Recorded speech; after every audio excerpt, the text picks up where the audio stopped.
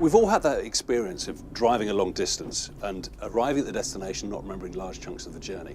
And that happens for a really important reason. Our conscious brain is fuel hungry. It's like a V8 gas guzzling machine. So what we do very smartly is we switch to our subconscious, which saves us energy. And it saves us energy because our subconscious looks around and says, have I seen something like this before?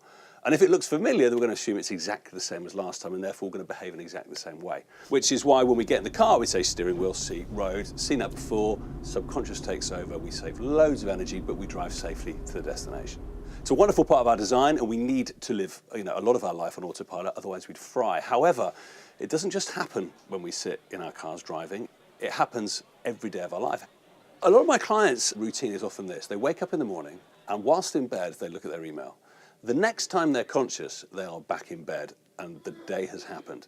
And it's been so busy, they've just been swept away on a tide of emails or meetings. Most of them will tell me that that's quite dissatisfying. They feel as if they're not using their talents in the best way to have the impact that they could.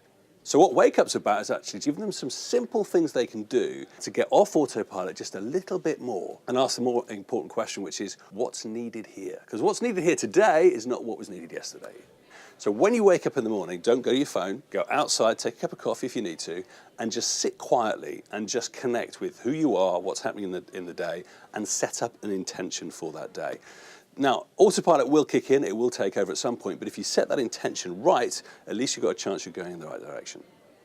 One that was incredibly surprising from the experiments we've done that's had huge impact is that we got people to find one person each day and tell them what it is that you love about them. And what we found is that, number one, that helps deepen relationships, but also it tends to prime your selective attention to see more of the positive going on. Universally, the most popular exercise that we have done, regardless of sex, age, culture, nationality, whatever, is dancing. So if you really want to wake up and feel better about your life, get a boogie on.